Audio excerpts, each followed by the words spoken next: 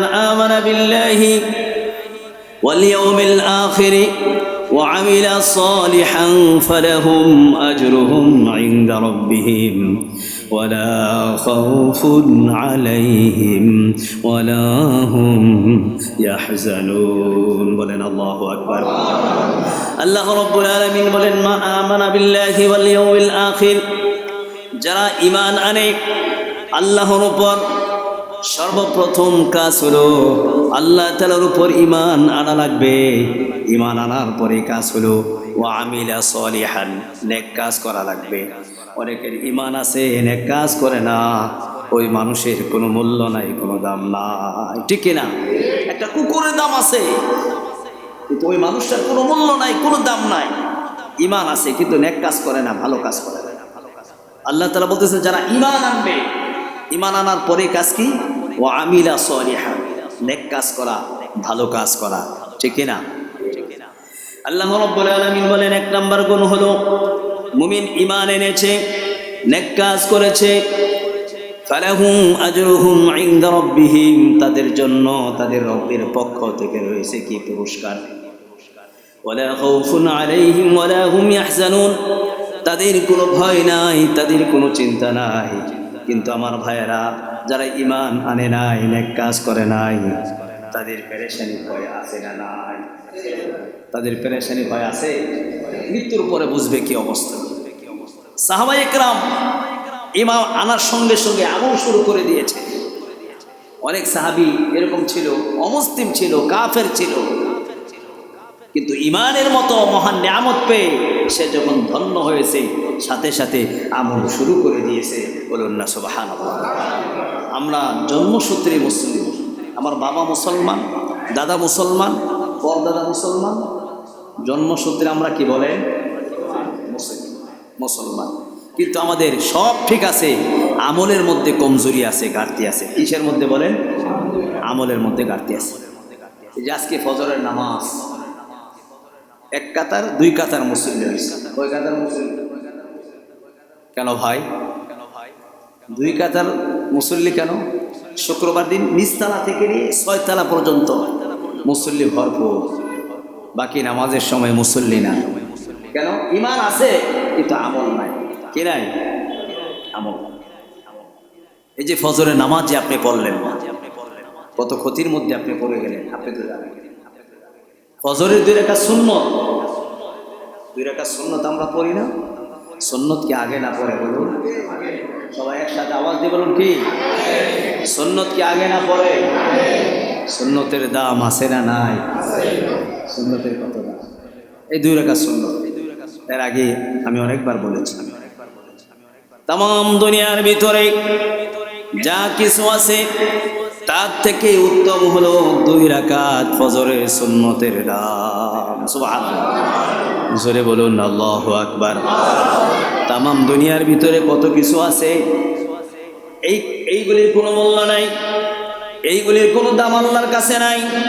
আল্লাহ তাআলা বলেন আমার কাছে দাম হলো 2 রাকাত সুন্নতের দাম। ফজরের 2 রাকাত সুন্নতের এত দাম, আল্লাহ তাআলা বলেন আমার কাছে এই 2 রাকাত সুন্নতের এত দাম, তাম দুনিয়া থেকে আমার কাছে দাম, পৃথিবীর কোনো মূল্য আমার কাছে নাই। আল্লাহ তাআলা বলেন শুধু 2 রাকাত সুন্নতের মূল্য আমার কাছে। মুমিনের 2 রাকাত সুন্নত সে যদি ফজরের আগে আদায় করে, এত দাম তাম দুনিয়ার ভিতরে যা আছে তার থেকে উত্তম হলো এই 2 রাকাত সুন্নতের দাম। সুবহানাল্লাহ, সারা দুনিয়া থেকে এই 2 রাকাত সুন্নতের এত দাম। কিন্তু ফরজের কত দাম? যদি সুন্নতের এত দাম হয়, তাম দুনিয়া থেকেও 2 রাকাত সুন্নতের দাম বেশি। সুবহানাল্লাহ। তাহলে ফজরের দাম আছে না নাই? ফজরের দাম, ফজরের 2 রাকাত ফরজের কত দাম? আল্লাহ নবী বলেন আল্লাহ রাব্বুল আলামিনের কাছে এই 2 রাকাত ফরজের কত দাম। যে ব্যক্তি ফজরের 2 রাকাত ফরজ আদায় করলো, তার জিম্মাদার স্বয়ং রব্বে কারীম আমার আল্লাহ হয়ে গেল। জোরে বলুন না সুবহানাল্লাহ। কিন্তু আমার ভাইরা, জুমার নামাজ পড়তে আসলাম, ফজরের নামাজের খবর নাই। ফজরের সময় ঘুমিয়ে আছি, আজান হয়ে গেছে, মুয়াজ্জিন সাহেব ডাক দিয়ে আমি ঘুমাই, কি বলেন ঠিক না? কিন্তু আমার ভাইরা, এই যে কিছুদিন আগে, 1 সপ্তাহ 15 দিন আগে সারা রাত আমরা জাগ্রত ছিলাম, সারা রাত ঘুমাই নাই। অনেকে দেখা গেছে সারা রাত জাগ্রত ছিল, ফজরের নামাজ পড়ে নাই। আর্জেন্টিনা ব্রাজিলের খেলা দেখার জন্য রাস্তা বন্ধ করে দিয়েছে, রাস্তা বন্ধ, মানুষ চলাচল করতে পারে না, মানুষ যেতে পারে না। কেন ভাই? খেলা দেখবে আর্জেন্টিনা ব্রাজিল স্পেনের খেলা দেখবে, তারে দিলের ভিতরে খেলার মহব্বত, আল্লাহর মহব্বত নাই, নবীর মহব্বত নাই, পরকালের মহব্বত নাই, ফজরের নামাজের কোনো মহব্বত নাই। ফজরের নামাজের মহব্বত যদি থাকতো সে আফসোস করতো, কি বলেন ঠিক কিনা? আমার ভাইরা, কারেন্ট চলে গেছে, খেলা দেখতে পারে না, দিলে কষ্ট ব্যথা লাগে, কি বলেন ঠিক কিনা?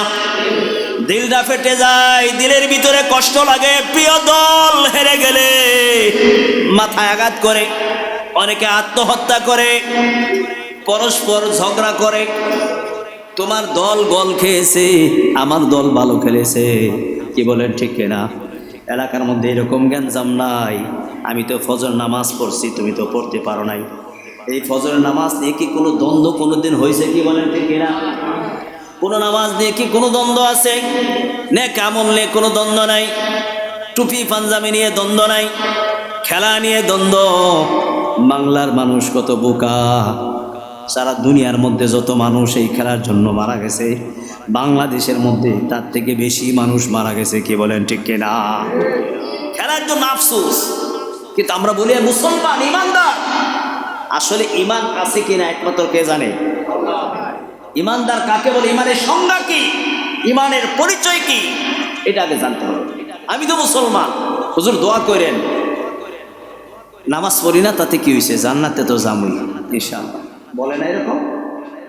মারা যাওয়ার পরে জানাজা দিয়া দাফন করে আসে, 3 দিনের পর, 3 দিন 4 দিনের দিন এত আয়োজন করে, মিষ্টি খাওয়ায়, 500 মানুষের আয়োজন করে, হুজুরকেও হাদিয়া দেয়। হুজুরও তো মাশাআল্লাহ এত সুন্দর লম্বা দোয়া করে, পরে জান্নাতের বাড়িতে পৌঁছায় দিয়েছে, ঠিক কিনা? খেলার জন্য আফসোস। ইমানদার কাকে বলে? আবু উমামা রাদিয়াল্লাহু তাআলা আনহু থেকে বর্ণিত, আল্লাহ রাসূল বলেন, আল্লাহ রাসূলকে প্রশ্ন করলেন, ইমানদার কাকে বলে, মুমিন কাকে বলে, মুমিনের পরিচয় কি?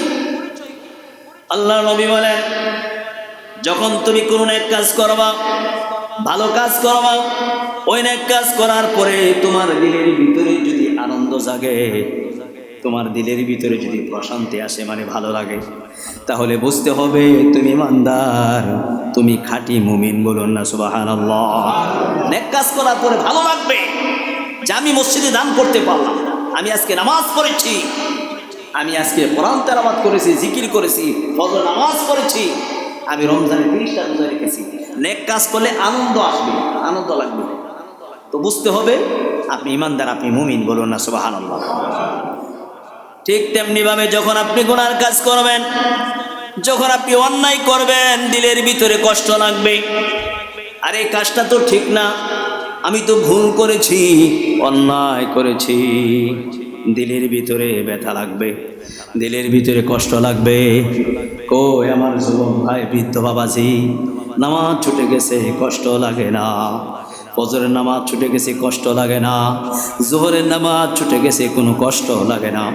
আসরের নামাজ ছুটে গেছে, কোনো কষ্ট লাগে না? মাগরিবের নামাজ ছুটে গেছে, কোনো কষ্ট লাগে না? ইশার নামাজ ছুটে গেছে, কোনো কষ্ট লাগে না? দিনের হাজারো কাজ ছুটে গেছে, কোনো কষ্ট লাগে না? বুঝতে হবে আমার ঈমান নাই, আমি মুমিন না, ঠিক কিনা? যখন ভালো কাজ করলে প্রশান্তি আসবে, নেক কাজ করলে কষ্ট লাগবে, তখন বুঝতে হবে আমি মুমিন, আমি ঈমানদার। বলুন না সুবহানাল্লাহ। আমার যুবক ভাই, বৃদ্ধ বাবাজি, কত নাফরমানি হচ্ছে, কত নাফরমানি হচ্ছে, অনুতপ্ত নাই, অনুশোচনা নাই, খেলা দেখতে পারে নাই, আপন দল হেরে গেছে, চোখে পানি চলে এসেছে, কান্না করে, কি বলেন ঠিক কিনা? কান্না করে কিনা? বলে হুজুর আর্জেন্টিনা হেরে গেছে, আমার খুব কষ্ট লাগতেছে, সারা রাত ঘুমাইতে পারি নাই, সারা রাত আমার বাবাও ঘুমাইতে পারে নাই, আমার মাও ঘুমাইতে পারে নাই, আমাদের ঘরের সবাই আর্জেন্টিনার সাপোর্টার। আমি বললাম তাই নাকি? বলে হ্যাঁ হুজুর, খাওয়া দাওয়া বন্ধ হয়ে গেছে, মনে চাইছিল যেন আত্মহত্যা করি। স্পেন জিতে গেছে, মুসলিম দেশ, আর্জেন্টিনা হেরে গেছে, আফসোস। আমার যুবক ভাই, বৃদ্ধ বাবাজি, কাল কিয়ামতের ময়দানে আমার আল্লাহ যদি জিজ্ঞাসা করে, আব্দুর রহমান, আব্দুর রহিম, আব্দুল করিম, ফজরের নামাজ পড়ো নাই, কত নেক কাজ তোমার কাছ থেকে ছুটে গেছে, নেক কাজ তো তুমি করতে পারলে না, কই তোমার আফসোস আসে নাই, কষ্ট আসে নাই, চোখে পানি ভাসে নাই? প্রিয় দল হেরে গেছে, চোখে পানি চলে এসেছে। বন্ধু একটু টিটকারি করেছে, বন্ধুর উপর তুমি আক্রমণ করেছ, বন্ধুকে তুমি মেরেছ। অনেকে দেখা গেছে আত্মহত্যা করেছে, আছে না নাই? কি বলেন, আছে না নাই? খেলার জন্য কি করছে? আত্মহত্যা করছে। কিন্তু বাংলাদেশে দেখা গেছে ফজর নামাজ পড়ে নাই, আত্মহত্যা করছে। হ্যাঁ আছে, একটা লোক খুঁজে পাওয়া যাবে না। আপন দল হেরে গেছে, আত্মহত্যা করছে। এই জীবন রেখে লাভ নাই। আচ্ছা, এই জীবন কি আপনার স্পেন, আর্জেন্টিনা, ব্রাজিল দিছে না আল্লাহ দিছে? সবাই জোরে একসাথে আওয়াজ দিয়ে বলুন, কে দিছে? জোরে বলুন, কে? আপনার হাসর কিন্তু তাদের সঙ্গে হবে, আমি কিন্তু বলি নাই, আমার নবী বলতেছেন, আল মারউ মা মান আহাব্বাহু, যে যাকে মহব্বত করবে তার সঙ্গে তার হাসর হবে। আমার যুবক ভাই, বৃদ্ধ বাবাজি, আপনি কি চান আপনার হাসর আবু বকর, ওমর, ওসমান, আলী, বিশ্বনবী মুহাম্মদুর রাসূলুল্লাহ সাল্লাল্লাহু আলাইহি ওয়াসাল্লামের সঙ্গে হোক? আপনি কি চান আপনার হাসর নেককার মানুষের সঙ্গে হোক? আপনি তো চান বদকার মানুষের সঙ্গে আপনার হাসর হোক। আপনি অমুসলিমকে মহব্বত করেন, খ্রিস্টানদেরকে আপনি মহব্বত করেন, এরপরে আপনি ব্রাজিল অমুসলিম তাদেরকে মহব্বত করেন। আর এই খেলা দেখতেই পারেন, কোনো সমস্যা নাই। মহব্বত করতে হবে একজনকে, কাকে? জবান দিয়ে বলেন কাকে? দিলে সমস্ত ভালোবাসা একসাথে আওয়াজ দিয়ে বলুন কাকে? সাহাবায়ে কেরাম মুসলিম ছিল, কাফের ছিল, যখন ঈমান এনেছে দুনিয়ার সবাইকে লাথি মেরেছে, আপন বাবাকে বাদ দিয়েছে, মাকে বাদ দিয়েছে, সব কিছু বাদ দিয়েছে। ঈমান আনার পরে দিলের ভিতরে সব থেকে বেশি মহব্বত, ভালোবাসা ছিল আল্লাহ এবং তার রসুলের জন্য। কি বলেন ঠিক কিনা? অন্য কাউকে ভালোবাসা না। আমরা তো মুসলমান, তার অমুসলিম ছিল। মুসলমান হওয়ার পরে দিলের ভিতরে যত তাগুতের ভালোবাসা ছিল, শিরকিয়াত ছিল, সব ছেড়ে দিছে, সব বাদ দিছে। এই দিলে একজনের ভালোবাসা, কে? জেলুন, কার ভালোবাসা? হযরতে বেলাল, খাব্বাব, সুমাইয়া, তাদের ইতিহাস যদি আপনি পড়েন চোখে পানি চলে আসবে। কত কষ্ট করছে ইসলামের জন্য। আমরা কি করতেছি? এত সহজ ইসলাম পেয়েছি, নামাজ ছেড়ে, এত সহজ ইসলাম পেয়েছি, মসজিদে আসি না। তারা কত কষ্ট করছে। হযরতে বেলালের ইতিহাস আপনারা জানেন। হাফসি একজন গোলাম ছিল, চেহারাও দেখতে এত সুন্দর না। তো ঈমান আনার পরে যখন আমল করছে, কত দামি হয়ে গেছে। হযরতে বেলাল অসুস্থ, জ্বর, প্রচন্ড জ্বর, শরীরে ঘুমাইতে পারে না। মানুষের যখন অসুস্থ থাকে, জ্বর থাকে, কোনো কাজ কাম কি ভালো লাগে? বলে ভালো লাগে না। মালিক তাকে বলছে, বেলাল, এই আটাগুলি পিষো, এগুলো সব কমপ্লিট করে আমার কাছে নিয়ে আসবে। জ্বর, শরীরে ব্যথা, দাঁড়াইতে পারে না, বসতে পারে না, অর্ধেক কাজ করে অর্ধেক রেখে দিছে, করতে পারে না, শরীরে কোলায় না। মালিককে বললেন, আমার তো ভুল হয়ে গেছে, আমি অসুস্থ, আমাকে মাফ করে দেন, বাকি কাজ করে দিন। মালিক আঘাত করলেন। গোলাম মানুষ তো, গোলামের কোনো মূল্য তৎকালীন জামানায় ছিল না। অনেক মারছে, অত্যাচার করছে, চুল ধরে টেনেছে, শরীরে আঘাত করেছে, রক্তাক্ত করেছে, বাড়ি থেকে বের করে দিয়েছে। রাস্তার পাশে গোলাম মানুষ, অসহায় মানুষ, কেউ নাই, ওখানে বসে বসে কাঁদতেছে। 3 দিন পর্যন্ত কত মানুষ রাস্তা দিয়ে যায় আসে, খোঁজখবর নেয়, কিন্তু কেউ তার পাশে দাঁড়ায় না। 3 দিন ধরে যে না খেয়ে আছে, কেউ জিজ্ঞাসাও করে না, বসে বসে কান্দে রাস্তার মোড়ে। হযরতে বেলাল, দামি কিভাবে হয়েছে? আপনার আমার মতো মানুষ ছিল, একটু খেয়াল করেন, অমুসলিম কাফের ছিল, এক কাফেরের ঘরে কাজ করে, উমাইয়ার ঘরে কাজ করে। তার বাড়ি কিন্তু মক্কায় না, ইথিওপিয়ায় তার বাড়ি। তো বেলালকে মেরেছে, রাস্তার পাশে বসে বসে কান্দে। 3 দিন হয়ে যায়, মানুষ খোঁজখবর নিয়ে চলে যায়, কেউ জিজ্ঞেস করে না। 3 দিন পরে রাস্তা দিয়ে দয়ার নবী মায়ার নবী রাহমাতুল লিল আলামিন বিশ্ব নবী মুহাম্মদুর রাসূলুল্লাহ সাল্লাল্লাহু আলাইহি ওয়াসাল্লাম এই রাস্তা দিয়ে হেঁটে যায়, দেখে একটা মানুষ বসে আছে। চেহারাও দেখতে তেমন সুন্দর না, শরীর দিয়ে টপ টপ করে রক্ত পড়তেছে, চুলগুলো এলোমেলো হয়ে আছে, রাস্তার পাশে বসে কাঁদতেছে। দেখতেছে জামাটাও ছিঁড়া। জিজ্ঞাসা করলো, কি নাম তোমার, কোথায় তোমার ঘর, কোথায় তোমার বাড়ি? বললো, আমার নাম হলো বেলাল, আমার বাড়ি মক্কায় না, আমি একজন হাফসি গোলাম, আমার মালিক আমাকে কাজ দিয়েছে, কাজ আমি করতে পারি নাই, মালিক আমাকে মেরেছে, রক্তাক্ত করেছে। এই যে দেখেন আমার দেহের জামা ছিঁড়ে ফেলেছে, চুল ছিঁড়ে ফেলেছে, আমার শরীর থেকে টপ টপ করে রক্ত পড়তেছে। 3 দিন হয়ে গেছে, কেউ আমার একটু খবর পর্যন্ত নেয় না, কেউ জিজ্ঞেস করেন আমার কথা। আপনি আমার কথা জিজ্ঞাসা করতেছেন? বলে হ্যাঁ। বলে তুমি খেয়েছো? বলে না, 3 দিন ধরে আমি খাই না, 3 দিন যাবত আমি না খেয়ে আছি। বিশ্বনবী দয়ার নবী মায়ার নবী রাহমাতুল লিল আলামিন তিনি দৌড়াচ্ছেন।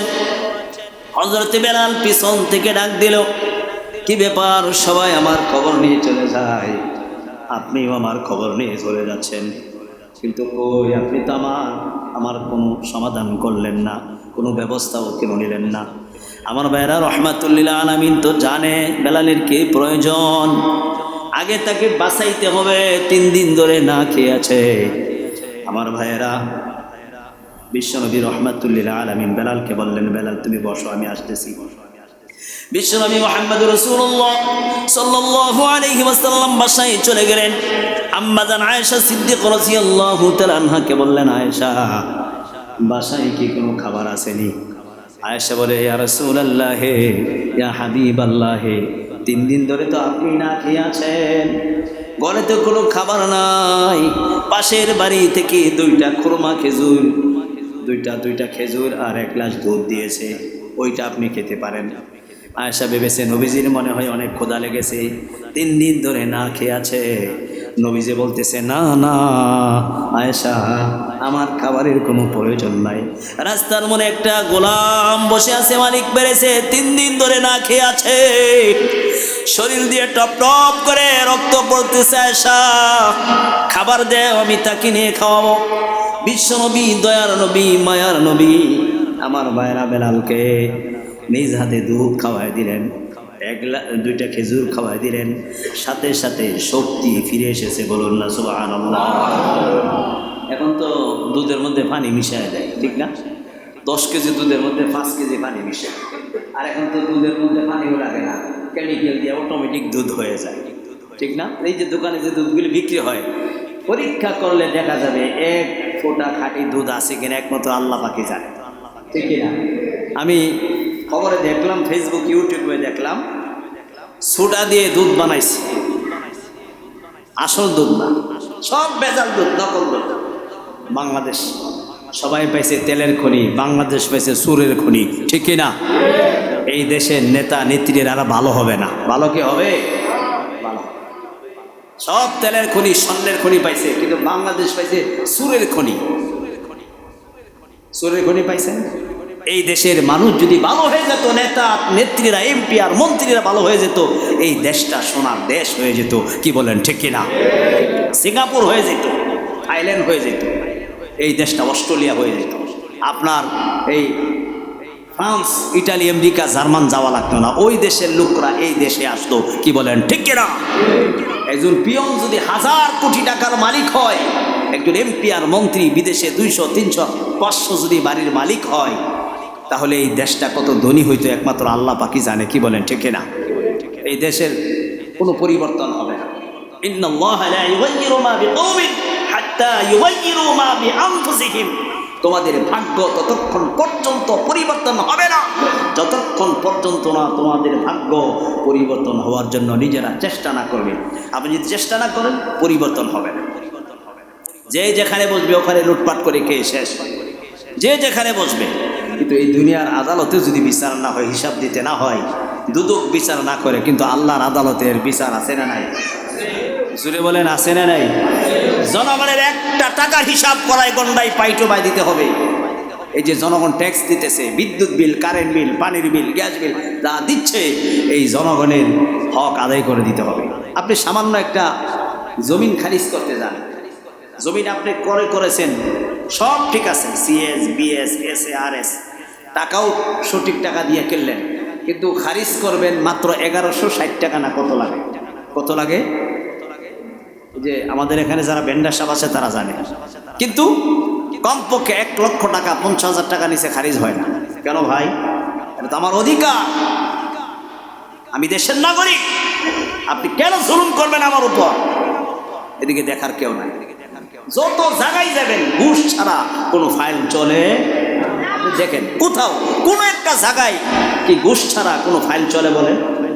তাহলে নামাজ পড়ে, হজ করে, সামনের কাছে নামাজ পড়ে মসজিদ বানিয়ে লাভ হবে কি? নবীজি বলেন আর রাশি ওয়াল মুরতাশি ফিন নার, যে ঘুষ খাবে, ঘুষ নিবে, তার ঠিকানা জাহান্নাম। বলো না নাউযুবিল্লাহ। আচ্ছা, এটা কি আমি বলছি না আমার নবী বলছে? সবাই জুড়ে বলেন কে বলছে? হ্যাঁ, নবী বলছে। এখন যদি বলেন ইমাম সাহেব বলছে, খতিব সাহেব বলছে, তার বিরুদ্ধে মামলা দায়ের করা হবে, রাষ্ট্রদ্রোহ মামলা হবে। কেন সে সরকারের বিরুদ্ধে কথা বলে? কথা তো বলছে আল্লাহ এবং তার রাসূল, উনি তো দূত, ওনার কাজ হলো পৌঁছে দেওয়া। সঠিক কথা বললেই সমস্যা, ঠিক কিনা? যখন যেখানে বলবেন, যত দুষ্মন্দ ঘুষ, সত্যটা বললেই দোষ, করলে অন্যায়ের প্রতিবাদ, নামদা হয় তার মৌলবাদ। আপনি সত্য কথা বলবেন, সমস্যা হবে। যদি আপনি তাল মিলিয়ে চলেন, কোনো সমস্যা নাই। যেখানেই বলেন, আপনি ঘরে বলেন, সমাজে বলেন, রাস্তায় বলেন, একদম সর্বোচ্চ হলে যেখানে আপনি সত্য কথা বলবেন, সত্যের উপর অটল অবিচল থাকবেন, তখন আপনার বিরুদ্ধে ষড়যন্ত্র আর শত্রুতা শুরু হয়ে যাবে। কি বলেন, ঠিক কিনা? নবীজির জমানায় ছিল, নবীজি সবার কাছে আল আমিন। খেয়াল করেন, সবার আছে, সবার কাছে আল আমিন, চরম বিশ্বাসী, পরম বিশ্বাসী। ইহুদি, খ্রিস্টান, নাসারা, মুশরিক, পরিবদ্ধ, ফাসিয়া, পাঙ্ক, গারো, চাকমা, যত ধর্মাবলম্বী ছিল সবার কাছেই তিনি ভালো মানুষ ছিলেন, সৎ মানুষ ছিলেন। সুবহানাল্লাহ বলেন। আরে ওনার কাছে আমানত রাখতো মুসলিমরা। কি রাখতো বলেন? অমুসলিমরা নবীজির কাছে আমানত রাখতো। যখন তিনি সত্যের কথা বলতেছেন যে আল্লাহর ইবাদত করো, এই তোমরা যে মূর্তি পূজা, দেবদেবীর পূজা করতেছে, এগুলো ছেড়ে দাও, এক আল্লাহর গোলামি করো। মদ খাওয়া, মানুষকে হত্যা করা, জুলুম করা, এই সব কিছু ছেড়ে দাও। তখন নবীজির উপর অত্যাচার শুরু হয়ে গেছে। এই দেশেও থাকতে পারে না, দেশ ছেড়ে চলে গেছে। তো অন্যায়ের বিরুদ্ধে যেই প্রতিবাদ করব, তখনই দেখবেন সমস্যা হবে। আর আপনি যদি তালমিল করে চলেন, গুলালুর মতো চলেন, তাহলে আপনার কোনো সমস্যা, সমস্যা দুনিয়াতে নাই, কিন্তু আল্লাহর কাছে আছে। কার কাছে আছে? জোরে বলেন, কার কাছে? আচ্ছা, আমরা এখানে সবাই মুমিন, মুসলমান, কিন্তু নবীজি বলেন মুসলমান বটে, কিন্তু 1 নম্বরের মুসলমান ইমানদারকে তার পরিচয়টা জানা দরকার আছে না নাই? জোরে বলেন, আছে না নাই? আমরা এখানে যারা আছি, আমরা কি 1 নম্বর মুসলমান আর 2 নম্বর? এটা একটু যাচাই করা দরকার না?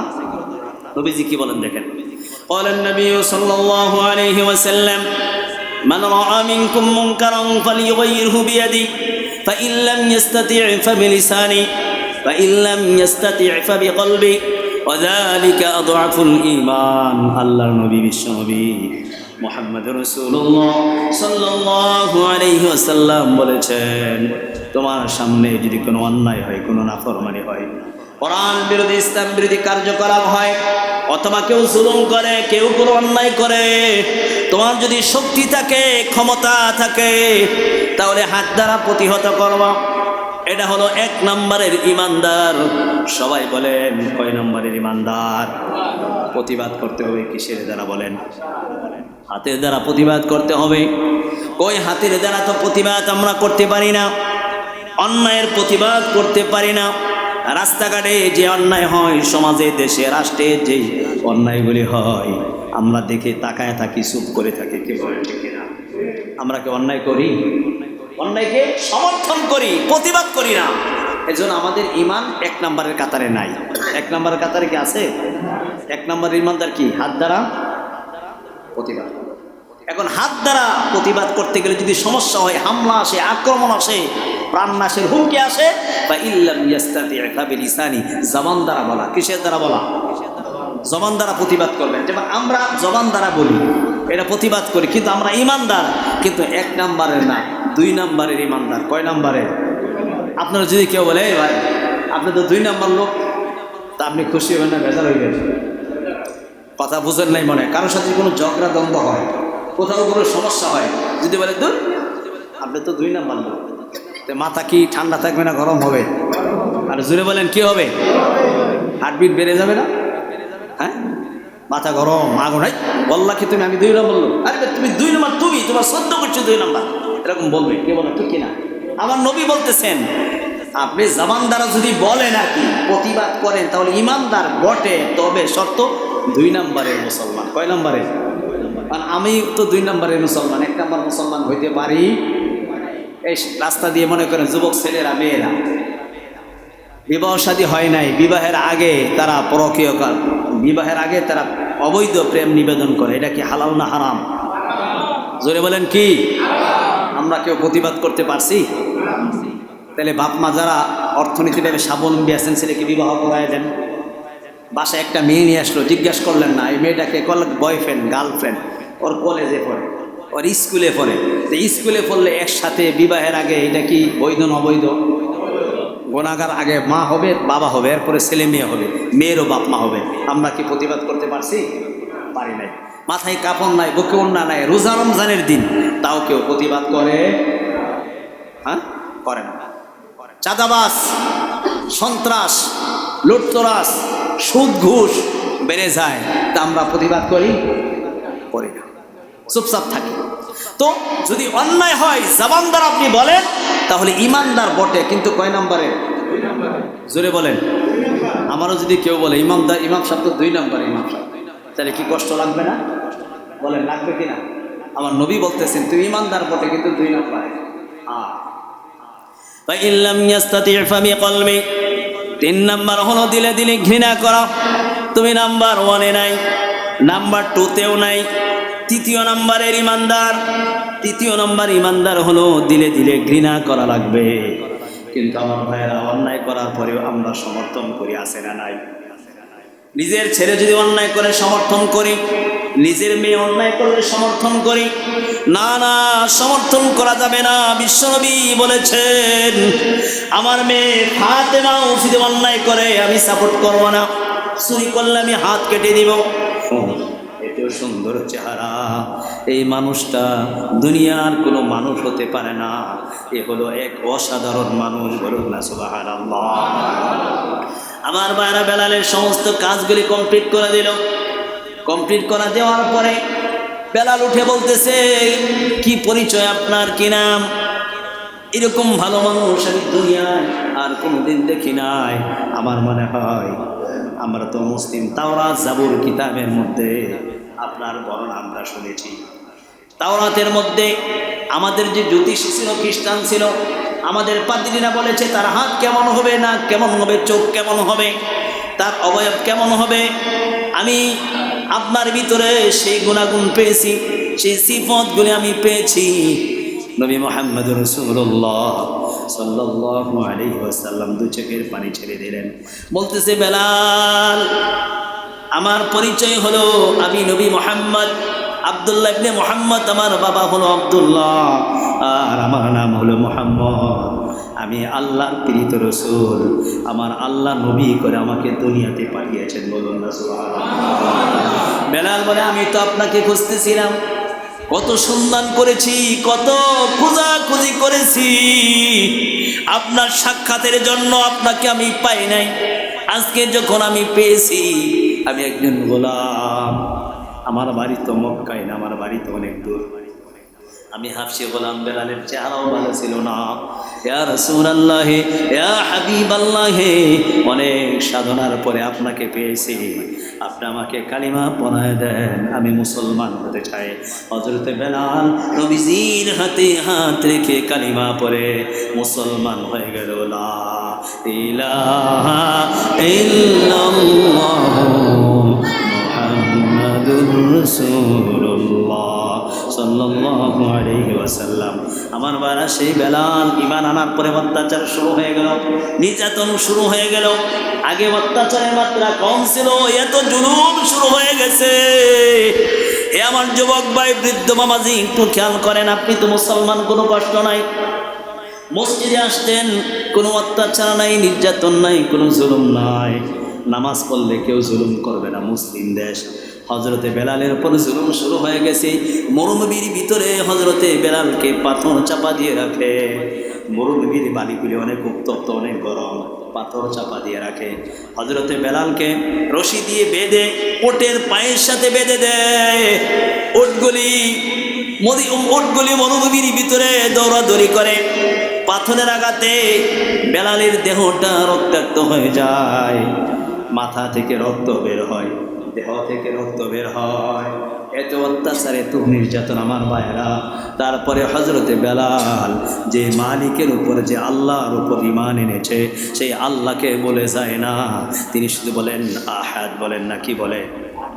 আল্লাহ কোরআনে বলেছেন সূরা ইখলাসের মধ্যে, কুল হুয়াল্লাহু আহাদ আল্লাহুস সামাদ লাম ইয়ালিদ ওয়া লাম ইউলাদ ওয়া লাম ইয়াকুল লাহু কুফুয়ান আহাদ। বলেন আল্লাহু আকবার। আর একটু জোরে জবান করে বলুন আল্লাহু আকবার। মরুভূমির ভিতরে হযরতে বেলাল আল্লাহকে বলে যায় নাই, তার নবীজিকে বলে যায় নাই আহাদ আহাদ বলে। এত অত্যাচার, এত জুলুম, এত নির্যাতনের পর ঈমান ছাড়ে নাই। আমার ভাইরা, কোনো কষ্ট নাই, এসির ভিতরে ঘুমায়, ওপরে ফ্যান চলে, তারপরে আমরা নামাজ পড়ি না, কে বলেন ঠিক কিনা? হযরতে বেলাল এত কষ্ট করার পরেও আল্লাহকে বলে নাই, নবীজিকে বলে নাই, দামি হয়ে গেছে। অমুসলিম ছিল, কাফের ছিল। নবীজি যখন মেরাজ করতে গেলেন, একটু খেয়াল করেন, নবীজি যখন মেরাজ করতে গেলেন, জান্নাত জাহান্নাম সব কিছু তিনি যখন ভ্রমণ করে আসলেন, আসার বলে বেলালকে বললেন, বেলাল, এমন তুমি কি আমল করো যে আমল করে জান্নাতে তুমি নবীজির আগে আগে হাঁটো? বেলাল বলে, ইয়া রাসূলুল্লাহ, ইয়া হাবিবাল্লাহ, আমি সামান্য ছোট একটা আমল করি, আমার তেমন কোনো আমল নাই, সামান্য একটা আমল করি। বেলাল, কি আমল করো? বলে, আমার যখনই অজু ছুটে যায়, সাথে সাথে আমি অজু করি, অজু করার পরে 2 রাকাত নামাজ আমি আদায় করি। বলুন না সুবহানাল্লাহ। কয় রাকাত নামাজ আদায় করে? 2 রাকাত নামাজ আমি আদায় করি। তাহিয়াতুল ওযু 24 ঘন্টা ওযুর মধ্যে থাকে। ওযু শেষ হওয়ার সঙ্গে সঙ্গে আবার ওযু করে, সাথে সাথেই 2 রাকাত নামাজ পড়ে। আল্লাহ নবী বলেন, বেলাল, জান্নাতে আমি তোমার পায়ের আওয়াজ শুনতে পেয়েছি, তোমার খরমের আওয়াজ আমি নবী নিজ কানে শুনতে পেয়েছি। বলুন না সুবহানাল্লাহ। আর একটু আওয়াজ দিয়ে বলুন আল্লাহু আকবার। এমন যুবক ভাই, বৃদ্ধ বাবাজি, একটু খেয়াল করেন, বেলাল হাবশী গোলাম হওয়ার পরে, এত অত্যাচারের পরে, নবীজির কাছে কালিমা পড়ে মুসলমান হওয়ার পরে, জান্নাতে নবীজির আগে হাঁটে তো দামি হয়েছে। আমলের দ্বারা দামি হয়েছে। কিসের দ্বারা দামি হয়েছে বলেন? আমলের দ্বারা দামি হয়েছে ভাই, অন্য কিছুর দ্বারা দামি হয় নাই। আমি আপনি তো দামি হতে পারি নাই। কাল কিয়ামতের ময়দানে আমার আল্লাহ যদি জিজ্ঞাসা করে, তুমি তো মুসলমান, তোমার বাবা মুসলমান ছিল, দাদা মুসলমান ছিল, তোমার বাসার সামনে মসজিদ ছিল, খতিব সাহেব বয়ান করেছে, মুয়াজ্জিন সাহেব দৈনিক 5 বার আযান দিয়েছে, আমার বেলাল হাবশী গোলাম, সে তো অমুসলিম ছিল, নবীজিকে অনেক অনুসন্ধান করেছে, অনেক খোঁজাখুঁজি করার পরে আমার নবীজিকে পেয়েছে, ইসলাম কবুল করেছে। ইসলাম কবুল করার পরে এত দামি হয়েছে, নবীজির আগে বেলাল জান্নাতে আগে আগে হাঁটে। জোরে বলুন না সুবহানাল্লাহ। আর একটু জোরে আমাদের বলুন আল্লাহু আকবার। আমরা কি সাহাবীদের মতো হযরতে বেলালের মতো দামি হতে চাই? কারা কারা দামি হতে চায়? আল্লাহকে একটু হাতগুলি তুলে দেখায় দেয়। লিল্লাহি তাকবীর, লিল্লাহি তাকবীর। আল্লাহ আমার যুবক ভাইদেরকে, বৃদ্ধ বাবাজিদেরকে হযরতে বেলালের মতো তুমি দামি বানায় দিও, বলুন আমিন। আর একটু জোরে বলুন আমিন। হাতগুলি নামান। যদি বেলালকে মহব্বত করেন, বেলালের সঙ্গে জান্নাতে যাবেন। আবু বকরকে মহব্বত করলে হযরত আবু বকরের সঙ্গে জান্নাতে যাবেন। হযরত ওমরকে মহব্বত করলে ওমরের সঙ্গে জান্নাতে যাবেন। বেলালকে মহব্বত করলে বেলালের সঙ্গে জান্নাতে যাবেন। আর্জেন্টিনা, ব্রাজিল আর ফ্রান্সকে যদি মহব্বত করেন, তাদের সঙ্গে আপনি জাহান্নামে যাবেন। এই জন্য আমার ভাইয়েরা, অমুসলিমদেরকে বাদ দিয়ে আমরা মুসলমানদেরকে বাঁচবো তো ইনশাআল্লাহ। আল্লাহ তাআলা আমাদের সবাইকে তৌফিক দান করুন, বলুন আমিন। আর একটু জোরে আওয়াজ করে বলুন আমিন। ঈমান আনার পরে আমল দরকার। কি দরকার ভাই? তারা ঈমান আনার পরে আমল করে দামি হয়ে গেছে। আমরা ঈমান এনেছি কিন্তু আমাদের আমল নাই। আল্লাহ যেন আমাদের সবাইকে ঈমান, যেহেতু আমাদের আছেই, ঈমানের মতো মহান নিয়ামত আমরা পেয়েছি, সম্পদ পেয়েছি, এর থেকে দামি সম্পদ নিয়ামত আকাশের নিচে জমিনের উপরে আর দ্বিতীয় কিছু হতে পারে। সবচেয়ে দামি নিয়ামত কি? ঈমান। আমরা এখানে সবাই ঈমানদার, কিন্তু এখন আমাদের আমলের অভাব, ঠিক কিনা? আল্লাহ যেন আমাদের সবাইকে পরিপূর্ণভাবে নেক আমল করার তৌফিক দান করে। জোরে বলুন আমিন। যারা সুন্নত পড়ে নেন, কবল জুমার 4 রাকাত সুন্নত নামাজ।